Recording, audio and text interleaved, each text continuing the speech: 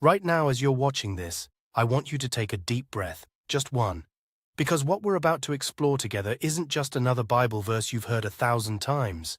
It's actually a divine prescription for the anxiety that's been keeping you up at night, for that restless feeling that nothing you do is ever enough, for those moments when the world feels like it's spinning completely out of control. Psalm 46 verse 10 says, "Be still and know that I am God." 4,000 years ago someone wrote these words, and somehow they knew exactly what your heart needed to hear today. Let's dive into this verse together. But first I need you to understand the context, because it makes all the difference. Psalm 46 isn't written from a peaceful mountaintop or a quiet garden. It's written in the middle of absolute chaos. The psalmist is literally describing earthquakes, mountains falling into the sea, nations in uproar, kingdoms falling. This isn't theoretical trouble. This is the kind of devastation that makes you question everything you thought you knew about safety and security. And right in the middle of this description of complete mayhem, we hear God's voice. Be still and know that I am God. Now, when most of us hear be still, we think it means to stop moving, to sit quietly, maybe to meditate. And while that's not wrong, the Hebrew word here is rapha, and it's so much richer than just physical stillness. Rapha means to let go, to release your grip, to stop striving. It's the word you'd use when telling someone to put down a heavy burden they've been carrying too long. It's like God is saying, stop trying so hard to control everything. Stop carrying what was never yours to carry. Let it go. I think about Martha in the New Testament, bustling around her kitchen, frustrated and overwhelmed because she's trying to be the perfect hostess while her sister Mary just sits at Jesus' feet. Jesus gently tells her, "Martha, you are worried and upset about many things, but few things are needed, or indeed only one." That's Rapha. That's what be still really means. Now, the second part of the verse, "and know that I am God," this isn't about intellectual knowledge. The Hebrew word yada means to know intimately, experientially, the way you know your own name or the sound of your mother's voice. It's the kind of knowing that comes from relationship, from experience, from trust built over time. God isn't asking you to memorize facts about him. He's inviting you into a deep, settled confidence in who he is and what he's capable of. Think about the disciples in that boat during the storm.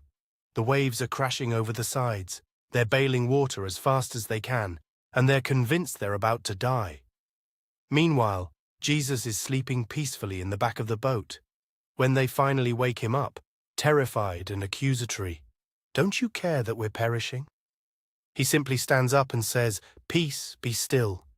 And immediately, everything becomes calm. But here's what I love about this story. Jesus doesn't rebuke the storm first and then take a nap. He was already at peace before the storm was resolved.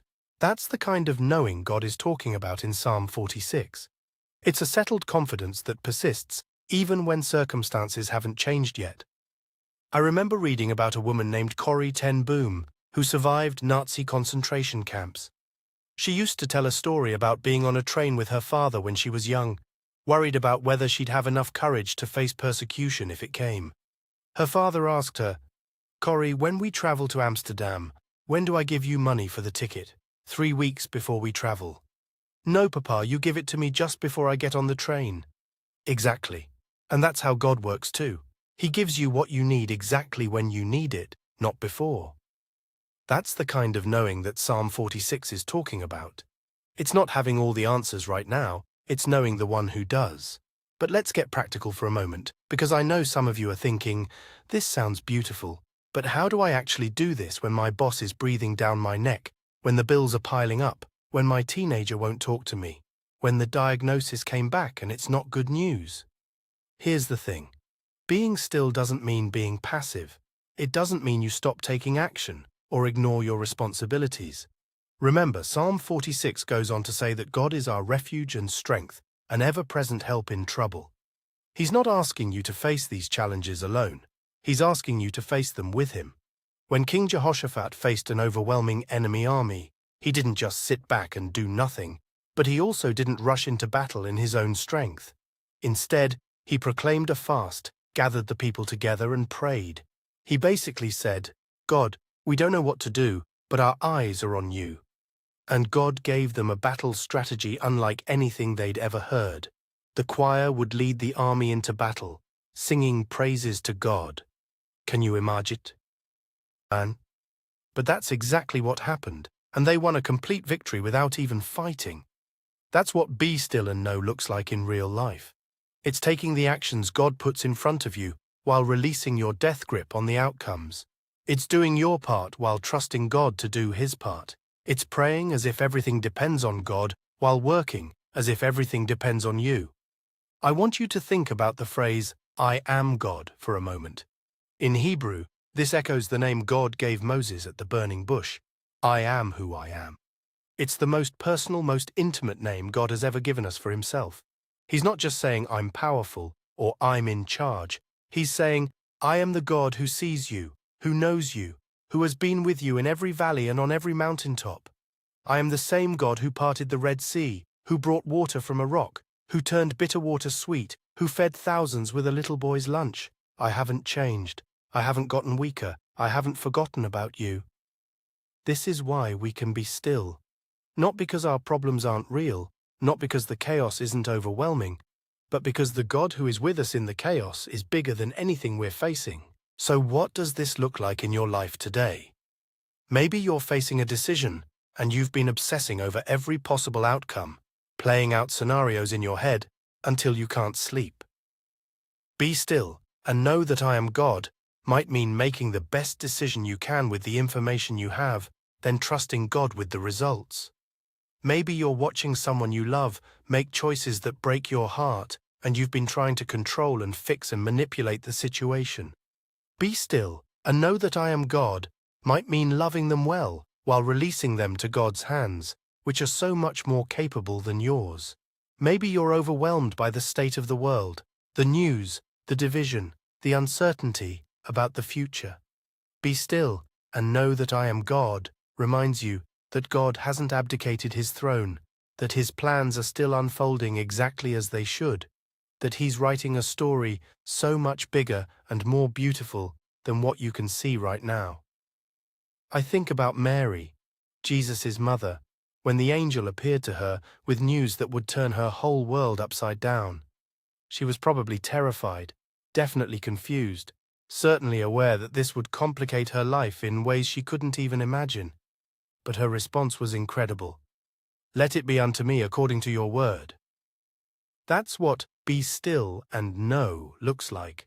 Not passive resignation, but active surrender. Not giving up, but choosing trust. There's something else beautiful about this verse that I don't want you to miss. Notice that God doesn't say, "Be still and know about me." He says, "Be still and know that I am God." Present tense. Right now, in this moment, in your current circumstances, in the middle of your mess. He's not the God who used to be powerful, or who will be powerful someday when things get better. He's the God who is powerful right now, right where you are. This changes everything about how we pray, doesn't it? We don't have to convince God to care about our situation. He already does. We don't have to give Him information He doesn't have. He knows everything. We don't have to talk Him into loving us. He already loves us more than we can comprehend. Prayer becomes less about informing God and more about aligning ourselves with His heart, less about changing God's mind and more about letting Him change ours. I want to leave you with this thought. Right now, whatever chaos is swirling around your life, whatever mountains seem immovable, whatever giants you're facing, God is inviting you to be still. Not because the problems will magically disappear, but because in the stillness, you'll remember who He is. You'll remember His faithfulness in the past, His presence in the present, and His promises for the future. You'll remember that you don't have to figure everything out, fix everything that's broken, or carry everything that feels heavy. You just need to know Him. And as you know Him, really know Him, peace will come. Not the peace that comes from having all your questions answered or all your problems solved, but the peace that comes from knowing that the one who holds the universe in His hands is the same one who holds you. So take a deep breath. Let your shoulders drop. Release that tight grip you've been holding on whatever's been keeping you up at night. Be still. And in that stillness, let yourself remember, He is God. He's got this. He's got you. And that's enough. If this brought some peace to your heart today, I'd love for you to share it with someone who needs to hear it too. And make sure you subscribe for more conversations like this one.